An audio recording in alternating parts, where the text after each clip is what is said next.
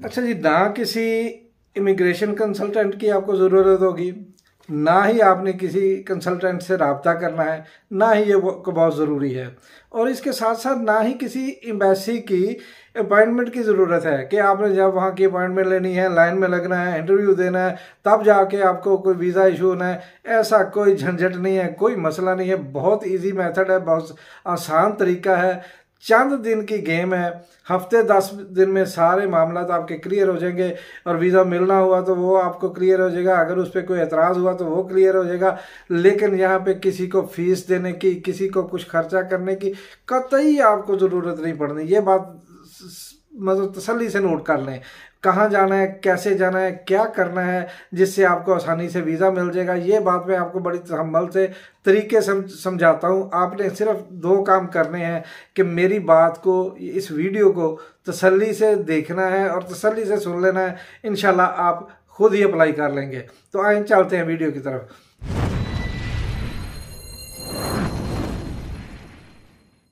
अस्सलाम वालेकुम जी दोस्तों, मेरा नाम है ताहिर नौ सुल्तानी और आप देख रहे हैं मेरा यूट्यूब चैनल ताहिर टेक। तो जनाब, सबसे पहले आप ऐसा कीजिए कि एक कागज़ और पेंसिल ले लीजिएगा, ताकि मैं आपको जो जो बातें बताऊं आप लिखते जाएं।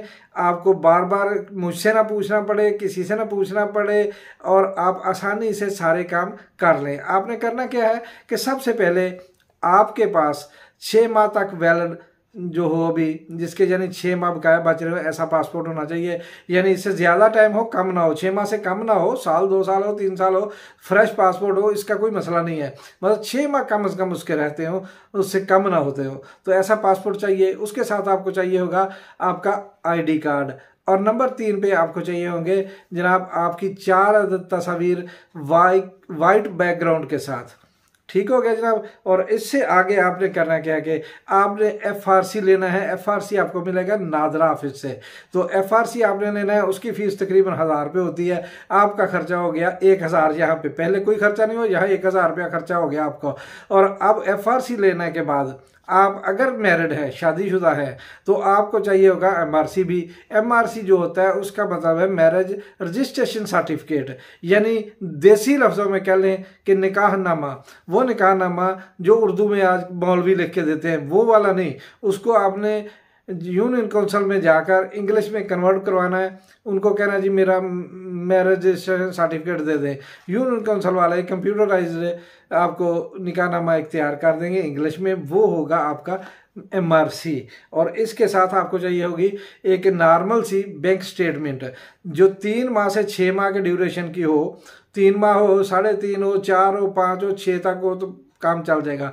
तो उसमें बैलेंस क्या शो होना चाहिए आपकी 5 लाख से कम 5, 5.5, 4 यहाँ से ऊपर होनी चाहिए, इससे नीचे नहीं स्टेटमेंट होनी चाहिए। और उसके साथ अगली चीज़ क्या है, वो चाहिए आपको अकाउंट मेंटेनेंस लेटर। वो बैंक से ही बनता है, वो आपको बना देंगे अकाउंट मेंटेनेंस लेटर। जब आप स्टेटमेंट लेंगे तो साथ ही उनसे वो लेटर भी बनवा लीजिएगा।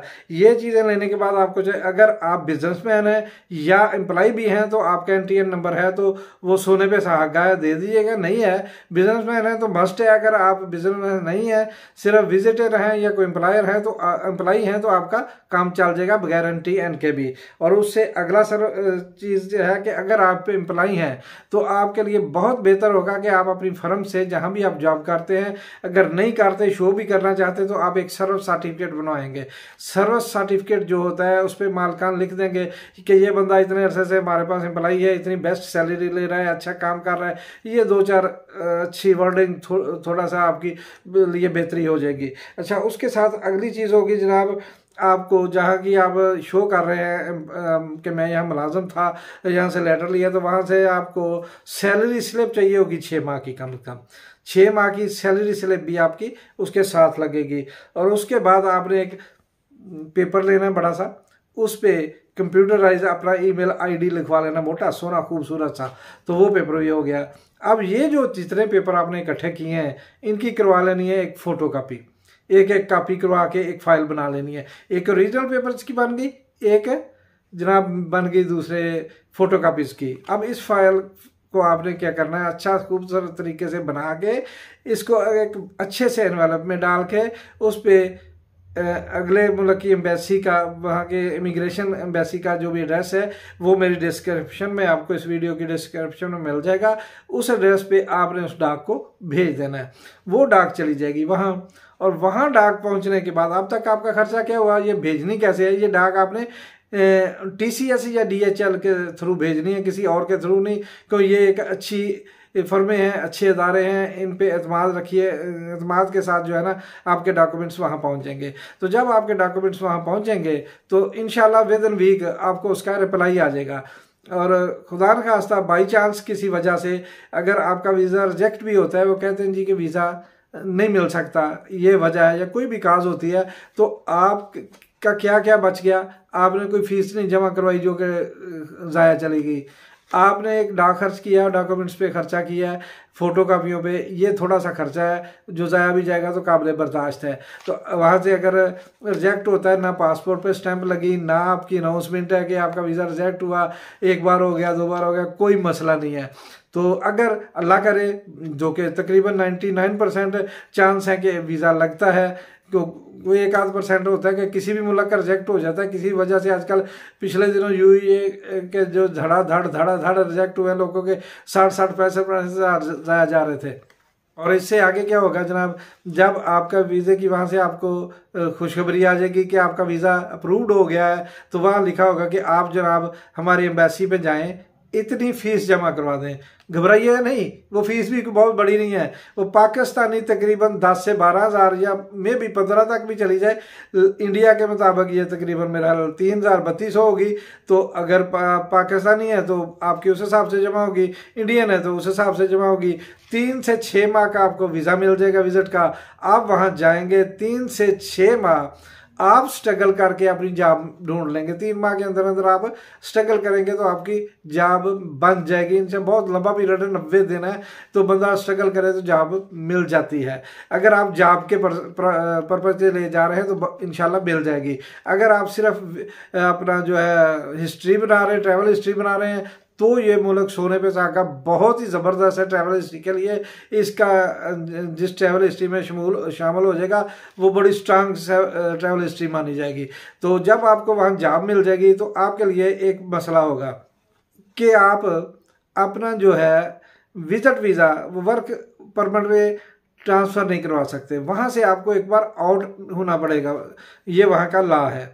तो जो बॉस होगा आपका, जिस फर्म में आप जॉब की बातचीत कर लेंगे, वो फर्म आपसे एग्री हो जाएगी कि हाँ जी हम आपको जो ऑफ़र लेटर देते हैं, तो वो आपको कहेंगे जी आप चले पाकिस्तान, आपका ऑफ़र लेटर वाया एम्बेसी पहुंच जाता है। तो आपको वो ऑफ़र लेटर जो है चंद दिन में मिल जाएगा। तो आपने वो ऑफ़र लेटर लेना है, दोबारा एम्बेसी जाना है, उनके वर्क परमिट की वहाँ पे जो है दरख्वास्त दे देनी है कि जनाब मुझे वर्क परमिट चाहिए, तो आपका वर्क परमिट वहाँ से बन जाएगा।